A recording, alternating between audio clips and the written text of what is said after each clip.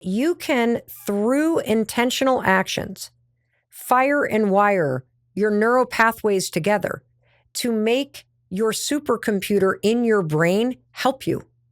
That's what this is. Manifesting isn't magic and woo-woo and fairy dust. Manifesting is programming your brain so that it helps you get what you want in life. And there is so much amazing hard science here. And I'm going to bring Dr. Doty into the conversation because Dr. Doty is not only going to explain this at a scientific level for you, and he's going to talk about the parts of the brain that you use when you want to intentionally program your brain to work for you. But he is also going to walk you through the 5 simple steps that he uses. I'm talking Stanford's neuroscientist and neurosurgeon, the guy who wrote the book on the science of manifesting, is going to walk you through the 5 things he does every morning in his manifesting practice so that you can learn how to do this too. And the way that he describes it, it just makes so much sense.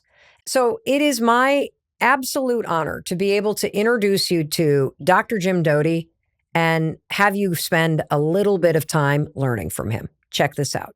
If you have an intention, you take a pencil, you write it down, you're actually doing something physical, tactile, then you read it silently, then you read it aloud, then you visualize that, and you do that over and over and over again. What that will do is then embed that into your subconscious.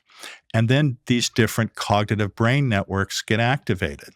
Now, can we unpack that just a minute? Sure. Because everyone that listens to this loves to make sure that they just got the instructions from you, Dr. Doty, because I'm like hanging on every word. And so there were a couple steps to that because you had the physical pencil, you had the act of writing, you had this moment where if you're watching on YouTube, you saw it, but if you're listening, let me describe it. He sat back in his chair, he put his hands kind of in prayer at his chest, closed his eyes, and he started talking about repeating the thought.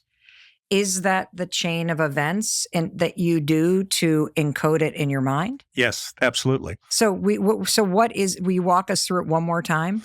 Yeah. So again, what you want to do is to use all of your sensory organs as much as possible to embed that intention. So by writing it down, by reading it aloud, by visualizing it, that creates the process where this gets embedded and into your subconscious.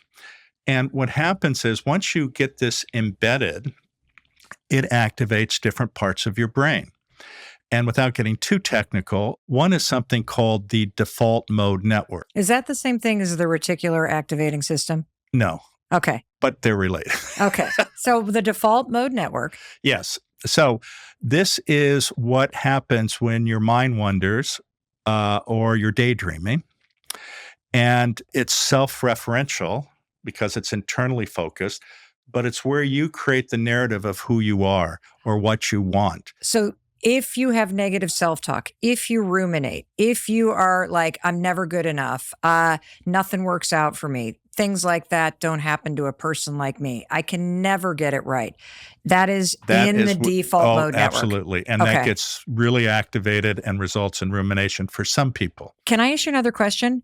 Because one of the things that you said at the very, very beginning is you painted this gorgeous picture of the ability to leverage the remarkable power of your brain to help you get what you truly desire in life, to help you live in heart mode. And you said it's just about believing it. And part of the reason why we have trouble believing it is because of the default mode network and all of these stories you've repeated over and over and over again. Is that fair to say? No, that's exactly correct. And we can reprogram or we can lay down a new track? Oh, absolutely. And it's available 24/7, and it doesn't matter what's happened to you before. You know, so many people get fixated, well, I don't deserve this because of. We all deserve it. So once this gets embedded and you create the narrative of who you want to be or how you see yourself, what you're doing is you're creating salience, Okay. What's that word mean? It means making it important. Okay. Once something is important, this activates what we call our task positive network. And the task positive network has three parts. It has the salience network, it has the attention network, and then it has the executive control network. And once something is salient, what you're basically saying is, this deserves my attention. And by doing it in a very specific way, then that becomes important to you. That gets embedded into your subconscious as something to pay attention to. Once that is defined as something important to you, then that activates your attention network so that then you cognitively focus your attention on whatever that intention is. Okay. Once those are activated, and I use the analogy in the book, it's as if you have a file cabinet and you put this file into the file cabinet that says important stuff. And once that is there, then the attention network is activated, which is, as an example, a bloodhound that says, okay, now there's something there. I need to track this down and figure out what's going on here. Then you activate the bloodhound, and then that gets released. And then once that attention is focused, then it starts looking around through all the possibilities in your environment. And as soon as it identifies one, then your executive control network is activated, which in some ways is the thing that chases down what is in your subconscious. And this is how it works. There is no magic here. This is fundamentally basic neuroscience, and it's something that we all have the ability to master by just doing these techniques whereby you are able to embed your intention. You do it over and over. And it's not as if one and done. And what I mean by that is some people wake up, and this is like a New Year's resolution. I'm going to do this January 1st. And then January 1st comes and you already fail the first day. You have to not have excessive expectations at first. What I mean by that is these are based on habit. What happens with habit? You start small. You don't sit there and say, I'm going to lose 100 pounds in the next month. You say, I'm going to try to modify my diet where I'm not drinking sodas. That's the first little one. And each of these little wins strengthens you to actually then do the big thing ultimately. So you don't start by running a marathon on day one. You start by getting up out of bed and walking around the block.